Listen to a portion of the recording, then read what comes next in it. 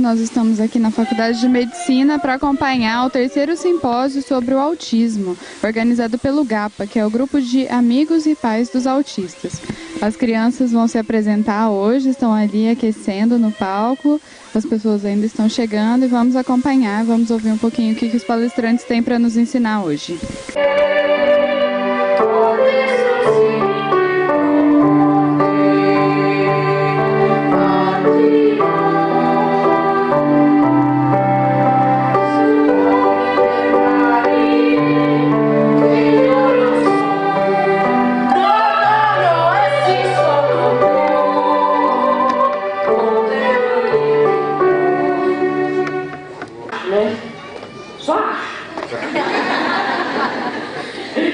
Eu vou fazer comédia aqui, se vocês não deixarem. Se não deixarem, eu vou fazer comédia. Vamos lá, gente? Tá, tudo bem. Agradeço a todo mundo que esteve aqui. Muito obrigado por assistir essa música até o final. Ok? Para de risada.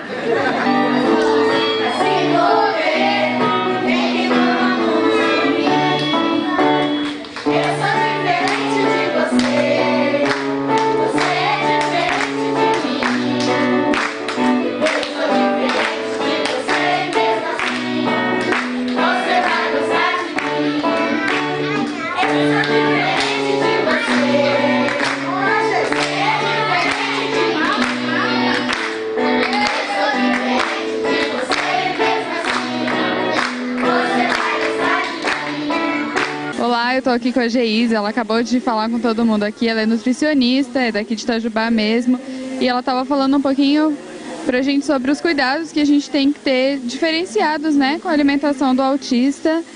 Conta pra gente um pouquinho, né, por que a gente precisa se preocupar com a alimentação do autista, ele tem algumas deficiências que são diferentes. Então, tem-se essa preocupação, né? Hoje em dia se fala muito da alimentação do autista, tem-se uma dificuldade muito grande, talvez pelo fato de ser tão seletivos, tão restritos, ter um hábito diferente, e a alimentação tem-se um tabu, né, em relação à alimentação do autista, uma certa dificuldade dos pais. Então, é essencial a questão de inclusão de novos alimentos, essa deficiência nutricional que eles têm muitas vezes, por ser tão restritos. Então faz total diferença eu ter alguns cuidados na alimentação, incluir alimentos novos, e muitas vezes os pais têm essa dificuldade de incluir esses alimentos. Como que eu vou incluir, de que forma que eu vou esconder no meio de uma preparação. Então eu acho que é essencial a gente trabalhar isso com os pais. Não se fala muito, não tem muitos estudos. Hoje se fala muito sobre a questão do glúten e da caseína, que é algo que tem que restringir realmente se a criança tiver uma intolerância. Mas se isso não foi comprovado, eu acredito que a alimentação saudável, o equilíbrio é fundamental e vai repor as vitaminas, a necessidade que eles precisam, melhorando o comportamento, acalmando, melhorando a hiperatividade. Então, se os níveis de vitaminas estiverem adequados, eu vou ter um autista mais calmo, mais tranquilo, mais com um comportamento melhor. Sim, nós somos o que comemos, né? E assim, a gente estava ouvindo aqui, aprendi muita coisa. E o que eu achei mais interessante são os truques, né, que a gente tem que ter. Não é simplesmente aprender o que um autista precisa, quais são os nutrientes que ele tem, uma carência no organismo, mas assim, a mãe tem que ali se desdobrar, quem cuida dessa criança tem que se desdobrar e aprender um outro espectro mesmo, né? Esses truques para alimentação. Hoje em dia é a maior dificuldade dos pais, até mesmo pela correria, pela dificuldade de um tempo, porque tem que ter uma dedicação maior, talvez incluir um alimento que ele não goste ou uma cor de algum alimento que ele não goste. Então tem que ser trabalhado mais isso. Muitas vezes eu tenho que... A água é importantíssima, a hidratação é essencial. Então eu tenho muitas vezes que trabalhar e me dedicar muito mais para incluir verduras, legumes na alimentação, esconder muitas vezes em um bolo, em uma preparação, certo? É importante mesmo.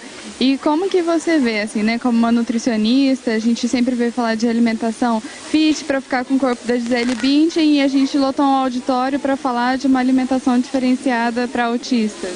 Sim, hoje em dia fala-se muito, né, da alimentação fit e tudo mais, na maioria dos jornais, revistas e tudo mais, mas para autistas geralmente a gente vê uma dificuldade maior. Então talvez tenha lotado porque tem-se a procura, mas muitas vezes falta, né, mais estudos, mais palestras, e é uma dúvida muito grande para um pai, para um professor. Eu trabalho já há alguns anos em uma escola, na PAI, e as professoras procuram solicitando o que eu faço para incluir certos alimentos, como eu devo trabalhar. Isso é algo novo, não existem estudos que mostram, que definam, e não existe algo certo. É sempre duvidoso, é sempre algo novo que eu tenho que aprender a lidar com eles, né? Então é algo que os pais têm procurado muito e que realmente é algo novo que tem que ser estudado. Enquanto nutricionista mesmo, como que você vê pela grandiosidade mesmo do evento, né? Da gente ter um simpósio para falar não só da nutrição, amanhã a gente vai ter pedagogas para falar da educação, desse tratamento diferenciado. Como que você vê esse trabalho assim do GAPA na cidade, de poder trazer para dentro de uma faculdade um debate que talvez ele não aconteça nos períodos de aula mesmo, de estudo, né? Sim, eu acho que é algo grande que tem acontecido, é algo que favorece muito os pais, os professores, e que tem que sempre acontecer. Olá, estamos aqui no segundo dia do terceiro simpósio sobre o autismo, promovido pelo GAPA. Eu estou aqui com a Larissa, ela acabou de falar, a gente perdeu um pedacinho da fala dela, mas conta pra gente, você é neuropsicóloga, o que você trouxe pra gente de informação hoje?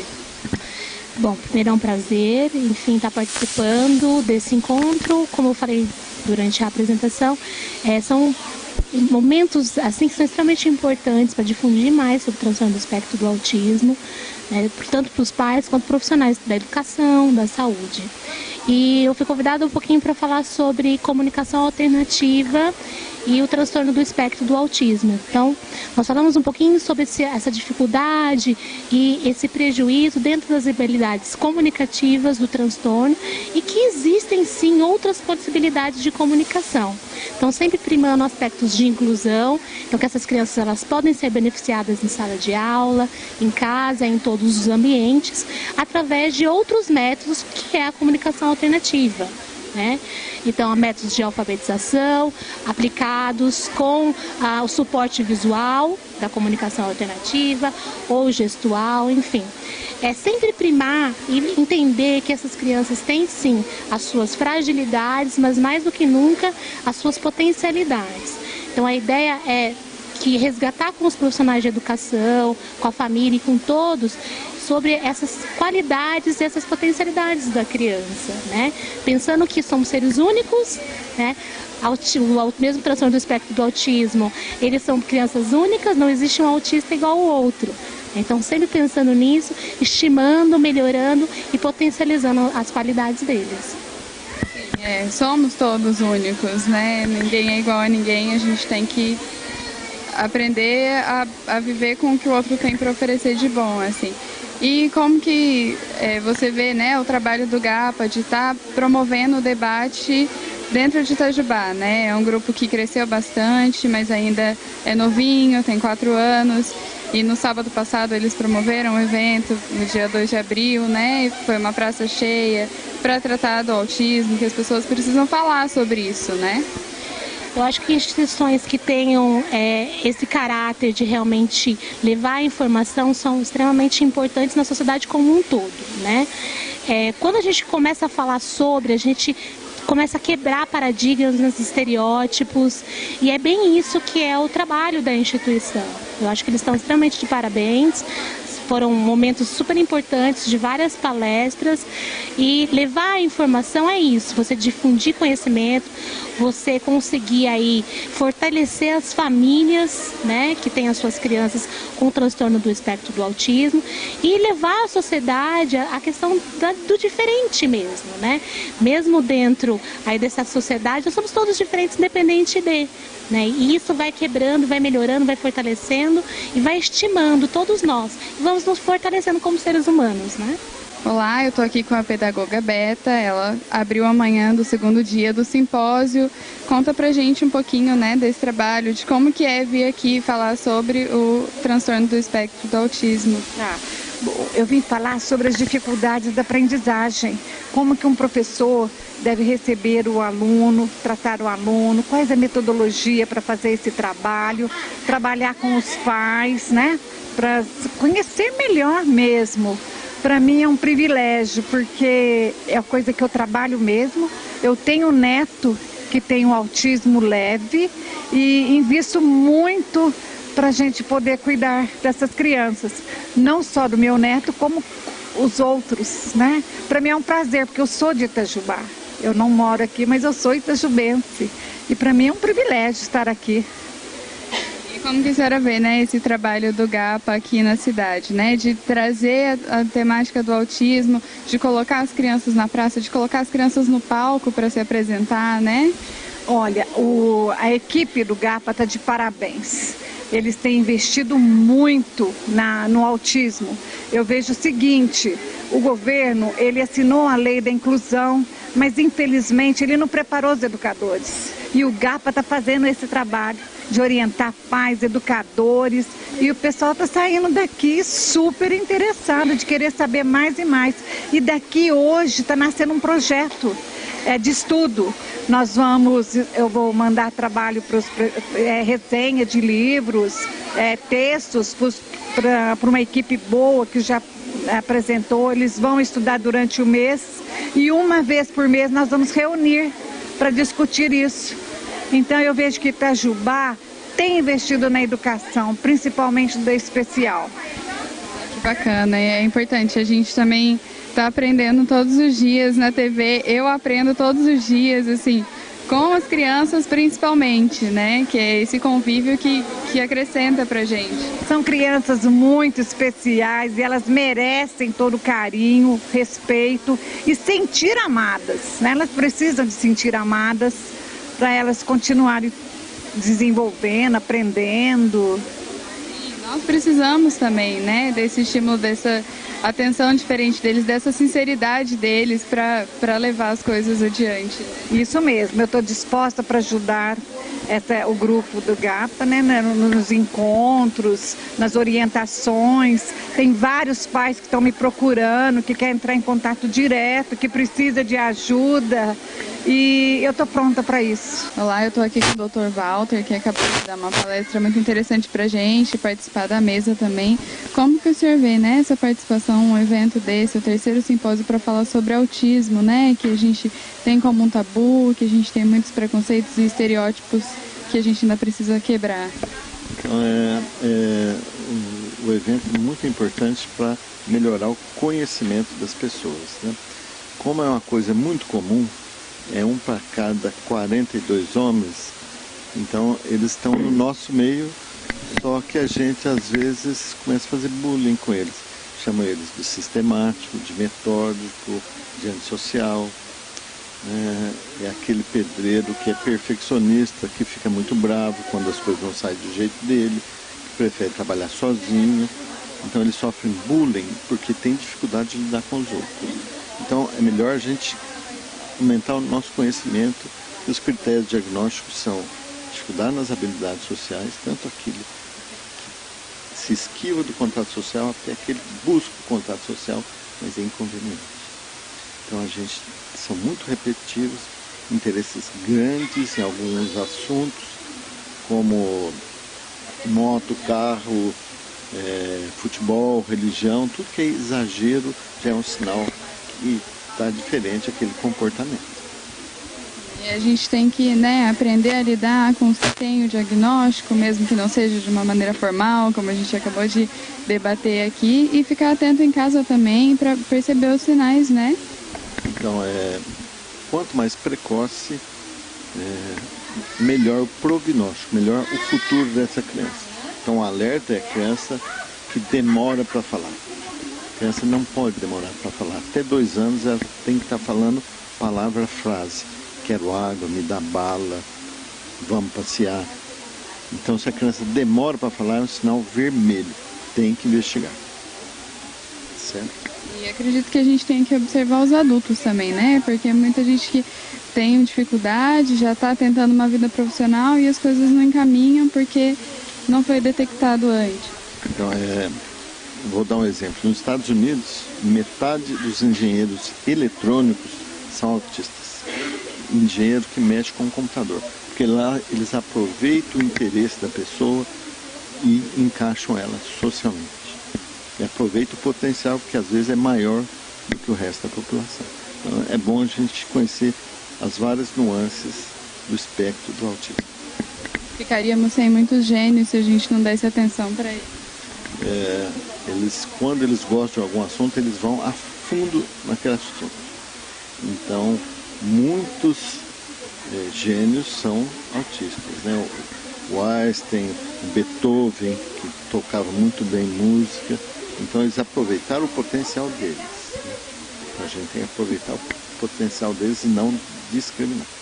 Então, meu nome é Maria, eu sou mãe de um autista, né? Eu tive diagnóstico dele, ele já estava com quase 3 anos e ele já tem todos os tratamentos, tudo direitinho. E observando tudo que foi falado aqui, me veio enquanto eu estava sentada lá a seguinte reflexão.